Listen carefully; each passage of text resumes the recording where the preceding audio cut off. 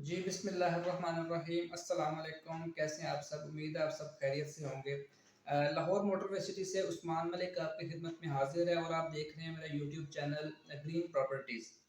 देखिए अक्सर लोग मुझसे इस क्वेश्चन करते थे कि क्या हम लाहौर मोटरवे सिटी में जो प्लॉट है या घर है वो बैंक लोन के ज़रिए हासिल कर सकते हैं कि नहीं? तो मेरा आंसर जो है वो हमेशा नो ही होता था कि फ़िलहाल हमारे पास ऐसी कोई फैसिलिटी नहीं है। लेकिन रिसेंटली हमारे एक दोस्त हैं जो कि एक बैंक में मुलाजिम थे, उन्होंने जो है वो यहाँ पे एक प्लॉट परचेज़ किया है, जो कि नया पाकिस्तान हाउसिंग स्कीम के तहत बैंक लोन के ज़रिए उन्होंने प्लॉट परचेज़ किया है। तो मेरे सामने एक चूँकि मिसाल आ गई थी तो मैंने ज़रूरी समझा कि इसके ऊपर मैं एक वीडियो बना लूँ, ताकि जो मेरे व्यूअर्स हैं ये उनके लिए हेल्पफुल रहे और उनके लिए ये एक गुड न्यूज़ भी आप समझ लें कि अब आप लाहौर मोटरवे सिटी के अंदर कोई भी प्लॉट या घर जो है वो आप बैंक लोन के ज़रिए परचेज़ कर सकते हैं। तो देखिए इस वीडियो के अंदर मैं आपको इसका मुकम्मल तरीकाकार भी बताऊँगा और इसके अंदर जो-जो डॉक्यूमेंट्स चाहिए, वो भी मैं आपके साथ शेयर करूँगा। देखिए सबसे पहली बात ये है कि आप जो है वो ख्वाहिश कर सकते हैं, कोशिश कर सकते हैं कि हम लोन हमें चाहिए घर के लिए। लेकिन इसका मुकम्मल इख्तियार जो है वो बैंक के पास होता है।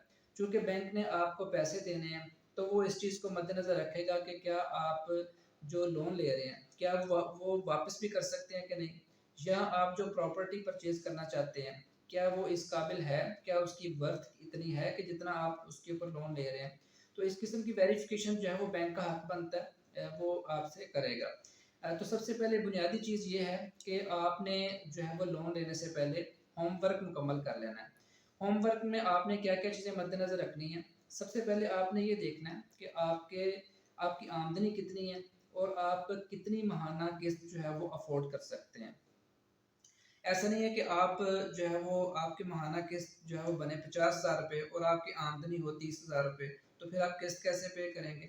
इसलिए सबसे पहले आप अपनी आमदनी का अंदाज़ा लगाएँ कि मेरे पास इतनी आमदनी है और इस आमदनी में से मैं इतनी बचत करके इतनी माहाना मैं किस्त बैंक को दे सकता हूँ।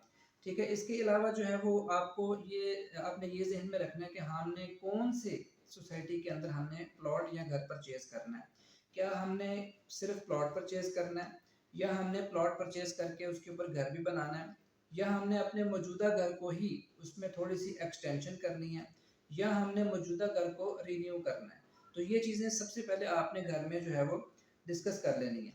इसके अलावा आपने जो सोचना है वो ये है कि आप सूदी कर्ज़ के अंदर जाना चाहते हैं या इस्लामी और शरई कर्ज़ के अंदर जाना चाहते हैं। अगर आप चाहते हैं कि मैं जो है वो सूद के अंदर इन्वॉल्व नहीं होना चाहता, तो फिर आप किसी भी इस्लामी बैंक में जा सकते हैं, जिसमें सबसे पहले मिज़ान प्रीमियर इस्लामिक बैंक है, दुबई इस्लामिक बैंक है, अल फलाह इस्लामिक बैंक है। इसी तरह इस्लामी बैंकारी भी पाकिस्तान में मौजूद है, जहाँ पे आप लोन अप्लाई कर सकते हैं। और याद रखें कि स्टेट बैंक ने तमाम बैंकों को पाबंद किया है कि आप जो है वो हाउसिंग के लिए लोन दें, चाहे वो शरई बैंक है या चाहे वो कन्वेंशनल बैंकिंग है। तो किसी भी बैंक में आप जो है वो लोन के लिए अप्लाई कर सकते हैं। तो होमवर्क में आपने ये भी चीज़ जो है वो ज़हन में रखनी है कि आप जो है वो कौन से लोन के लिए आप अप्लाई करना चाहते हैं। तो जब आप ये चीज़ें देख लें कि आप अपने आप को तोल लें कि मेरी आमदनी कितनी है और मैं कहाँ पे प्लॉट लेना चाहता हूँ। इसके बाद सॉरी इसके बाद आपने क्या करना है कि आप अपने करीबी बैंक की ब्रांच में चले जाएँ, जो भी आपको करीब बैंक लगता है। ये ज़रूरी नहीं कि आपको ये पता करना पड़े कि कौन-सा बैंक लोन दे रहा है कि नहीं। हर बैंक जो है वो पाबंद है हाउसिंग फाइनेंस में लोन देने के लिए। हाँ, हर बैंक की अलग से पॉलिसी हो सकती है, हर बैंक की अलग से डॉक्यूमेंटेशन हो सकती है, लेकिन हर बैंक पाबंद है आपको लोन देने के लिए। तो दूसरे स्टेप में आपने जो है वो किसी भी अपने करीबी बैंक की ब्रांच में चले जाएँ और वहाँ आप उन्हें कहें कि मुझे घर के लिए या प्लॉट के लिए लोन चाहिए। तो वो आपकी जो है वो वेरिफ़िकेशन कर सकते हैं। वो वेरिफ़िकेशन 2 किस्म की कर सकते हैं। सबसे पहली वेरिफ़िकेशन वो ये कर सकते हैं कि आपकी जो ज़ाती वेरिफ़िकेशन है। ज़ाती वेरिफ़िकेशन में सबसे पहले आपकी आमदनी का तयन वो कर सकते हैं। उसका जो सबसे बेसिक ज़रिया होता है वो होता है बैंक स्टेटमेंट।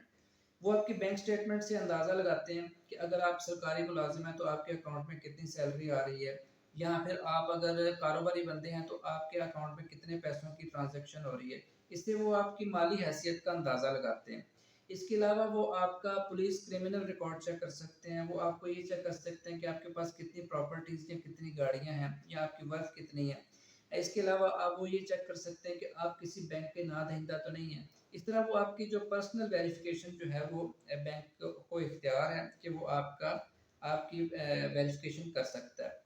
दूसरे नंबर पे जो बैंक वेरिफिकेशन करेगा वो है प्रॉपर्टी की, कि आप जिस सोसाइटी में या जिस एरिया के अंदर प्रॉपर्टी खरीदना चाहते हैं, सबसे पहले वो देखेंगे कि क्या वो एरिया वो हमारे डोमेन में आता है कि नहीं। क्योंकि बैंक के लिए कुछ एरियाज जो है वो ब्लैक लिस्ट होते हैं, वहाँ पे वो फाइनेंसिंग नहीं करते। तो सबसे पहले वो एरिया देखेंगे कि क्या वो एरिया उनके डोमेन में आता है कि नहीं। दूसरे नंबर पे अगर आप किसी सोसाइटी में घर खरीदना चाहते हैं तो वो ये देखेंगे कि क्या वो सोसाइटी एलडीए से अप्रूव है या टीएमएस से अप्रूव है या किसी सरकारी इदारे से अप्रूव है कि नहीं है, या किसी खास ब्लॉक में आप परचेज करना चाहते हैं तो वो खास ब्लॉक जो है वो उस सरकारी इदारे से या टीएमएस से अप्रूव है कि नहीं। तो इसी तरह जो है वो जो प्रॉपर्टी वेरिफिकेशन वो मुकम्मल उसकी करने के बाद आपसे डॉक्यूमेंट्स तलब कर सकते हैं। ये सबसे ज़रूरी बात है आपके समझने के लिए कि अगर आप लाहौर मोटरवे सिटी में कोई भी प्लॉट या घर जो है वो बैंक फाइनेंस से खरीदना चाहते हैं तो वो आपसे 4 किस्म के डॉक्यूमेंट्स डिमांड करेंगे। सबसे पहले वो आपसे डिमांड करेंगे कि हमें पोजेसन लेटर ला के दें, तो वो पोजेसन लेटर आपको प्रोवाइड करना है। दूसरे नंबर पे आपसे वो डिमांड करेंगे कि डिमार्केशन लेटर, वो डिमार्केशन लेटर जो है वो आपने उन्हें प्रोवाइड करना है। तीसरे नंबर पे एनओसी के मुतलका सोसाइटी से एनओसी वो आपसे मांग सकते हैं कि आपकी जो मैनेजमेंट है या आपकी सोसाइटी है वो इस प्लॉट के हवाले से इसके ऊपर कोई हुक्म इम्तनाई तो नहीं है, इसके कोई ड्यूज तो नहीं बकाया रहते वगैरह वगैरह। तो वो एनओसी आपको सोसाइटी के हेड ऑफिस से मिल जाएगा। चौथे नंबर पे वो आपको डिमांड करेंगे कि वो जो प्लॉट या घर है उसका स्पेसिफिक जो मैप है वो आपसे डिमांड करेंगे। तो ये 4 डॉक्यूमेंट्स जो है वो आपसे डिमांड करेंगे। इसके बाद जो है वो आपकी पर्सनल वेरिफिकेशन और प्रॉपर्टी की वेरिफिकेशन के बाद वो तमाम बैंक्स वो पाबंद हैं कि आपको 30 दिन के अंदर आपका जो केस है उसे या तो वो रिजेक्ट करेंगे तो या वो एक्सेप्ट करेंगे। ठीक है, अगर तो रिजेक्ट करेंगे तो उसमें आपको वो वजह बताएंगे कि इस वजह से आपका जो केस है वो रिजेक्ट हुआ है। आप उसे दोबारा से उसको वो जो खामी है उसे ख़त्म करके दोबारा आप अप्लाई कर सकते हैं। लेकिन अगर आपका एक्सेप्ट हो जाता है तो उसके बाद जो है वो आपको 30 दिन के अंदर आपको वो जो लोन है वो डिसबर्स कर दिया जाता है, यानी आपको उसके पैसे दे दिए जाते हैं। ठीक है। अच्छा, इसके बाद आप देखते हैं कि हमें जो लोन मिलेगा वो जो है वो कितना मिलेगा, कितनी मुद्दत के लिए मिलेगा। तो देखें इसमें जो है वो डिफरेंट कैटेगरीज हैं। सबसे जो लो कैटेगरी है वो है 35 लाख रुपए की, कि आपको कम से कम 35 लाख रुपया लोन जो है वो मिलेगा।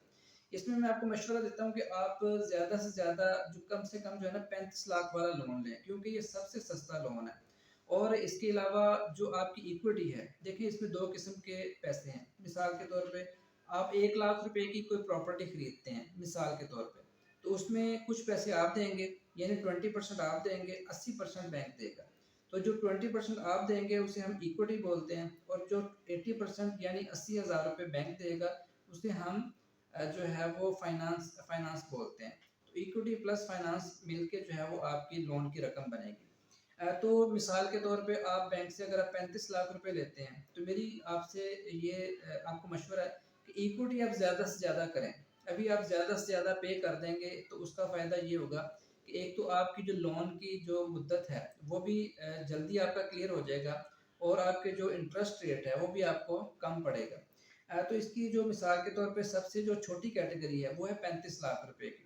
तो 35 लाख रुपए का लोन आप ले सकते हैं। उसमें ये है कि सबसे पहले 5 सालों में आपको सिर्फ 2% चार्ज किया जाएगा।